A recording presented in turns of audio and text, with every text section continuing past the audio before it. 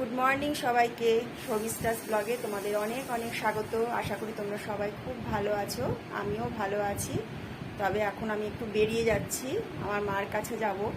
তা তোমরাও আমার সাথে চলো, দেখতে পাবে। আমি মার সাথে আজকে তোমাদের আলাপ করিয়ে দেবো। সকাল থেকে তোমাদের সাথে আর কোনো ব্লগ আমি শেয়ার করতে পারিনি আজকে, হচ্ছে যেহেতু আজকে যাব বলে তাড়াতাড়ি ছিল, তাই ক্যামেরাটা ধরতে পারিনি। আর আজকে সেরকম কিছু রান্নাবান্নাও আমি করিনি, কারণ মঙ্গলবার, আমরা যে মঙ্গলবার দিন মাছ মাংস সব খাই না। আলু পটলের তরকারি আর ডাল করেছি। আর আজ একটা মহা বিপদও হয়ে গেছে, বাথরুমের কলের পাইপটা ফেটে গেছে। সে অনেক সমস্যা করে, তবে যাই হোক কলের ইয়েটা এখন চাবিটা দিয়ে লক করা হয়েছে, মোটরের ট্যাঙ্কি। তা মিস্ত্রি আসবে, এসে ঠিক করবে।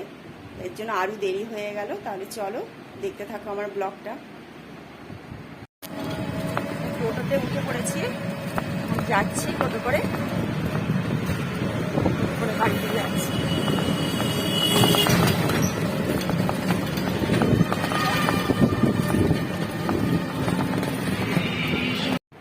বাড়িতে চলে এসেছি। এই যে আমার মা। মা যে কি রান্না করছে বলো? মাছের ঝোল আর কালকে ডাল ছিল, চিনি চচ্চড়ি ছিল। এই যে আমার মায়ের ঘর।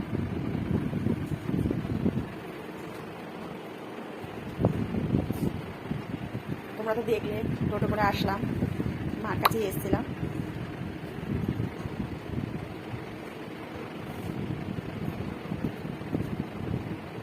তাহলে দেখতে থাকো তোমরা। এখন বাড়িতে ঢুকলাম। বাজারের মধ্যে আর কিছু করতে পারিনি আজকে। বাজারে এত ভিড়, পুজোর বাজার, সব রাস্তাঘাটে গ্যাঞ্জাম। তোমাদের কথা বললে তোমরা বুঝতেও পারতে না কথাগুলো, তার জন্য আর করিনি। এখন বাড়ি এসেছি। এবার কিছু বিকেলবেলায় তোমাদের দেখানোর আছে। অনলাইন থেকে কিছু জিনিস এসছে আমার, সেগুলো তোমাদের দেখাবো। এখন খাওয়া দাওয়া করিনি, অনেক বেলা হয়ে গেছে। মেয়েরা বসে আছে, আমার কখন আসবো আর কখন ওদের খেতে দেবো। ঠিক আছে, তাহলে খেয়ে নিই, তারপর কথা হচ্ছে। গুড ইভিনিং বন্ধুরা, সন্ধ্যা হয়ে গেছে। দুপুরে খাওয়ার পর বলেছিলাম তোমাদের সাথে কথা বলবো, এত ঘুম পেয়েছে আর কথা বলতে পারিনি। এখন সন্ধ্যে পুজো দিয়ে বসলাম। আমি তোমাদের বলেছিলাম যে অনলাইনে আমাদের কিছু জিনিস এসছে, সেটা দেখাবো, তাই সেটাই তোমাদের দেখিয়ে দিই। আর একটা কথা বলার আছে, আমি প্রথম যেহেতু ব্লগ করা শুরু করেছি, হয়তো আমি ঠিকঠাকভাবে ক্যামেরা ধরতে পারছি না বা ঠিকঠাক হয়তো বলতে পারছি না, একটু তোমরা মানিয়ে নিও। আস্তে আস্তে আশা করি ঠিক হয়ে যাবে। তাহলে দেখাচ্ছি। এই দেখো, এটা হচ্ছে আমার মেয়ের একটা অনলাইন থেকে ফ্রক এসছে, খুব সুন্দর হয়েছে। ফ্রকটা পরেছিল এই ফ্রকটা। ওরা নিজেরা তো এবার কিছু কেনেনি, এই দুই বোনে দুটো জিনিস কিনেছে। আগের দিন তোমাকে এক মেয়ের জিন্স দেখালাম আমি তোমাদের, আর এক মেয়ের এই যে ফ্রকটা কিনেছে। আর সবাই গিফট দিয়েছিল, তাদেরকে আমরা দিয়েছি। এছাড়া নিজেরা সেরকমভাবে আর কিছু কেনাকাটা করিনি।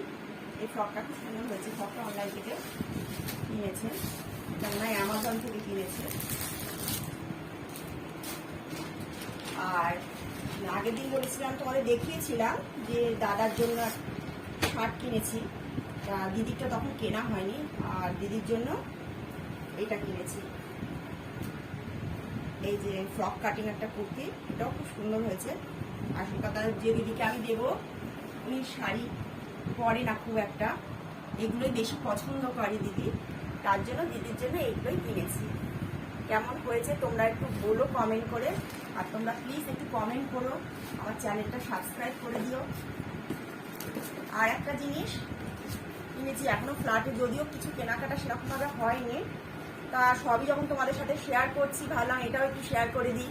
এই যে কিচেনের জন্য আমি এই ফাইবারের এই কৌটোগুলো কিনেছি, মশলা রাখার জন্য। এয়ারটাইট আছে, এখানে 500 করে ধরবে। 1 কেজিটা কিনি, 500 করে 12 পিস আছে এই কৌটোগুলো। এই যে এগুলো কিনেছি, এই কৌটোগুলো এয়ারটাইট আছে রাখার জন্য। তা আস্তে আস্তে যা করবো তাই তোমাদের সাথে শেয়ার করব। ঠিক আছে, আর বাড়াচ্ছি না ব্লগটাকে। কালকে আবার একটা নতুন ব্লগ নিয়ে আসবো। তোমরা ভালো থেকো, সুস্থ থেকো।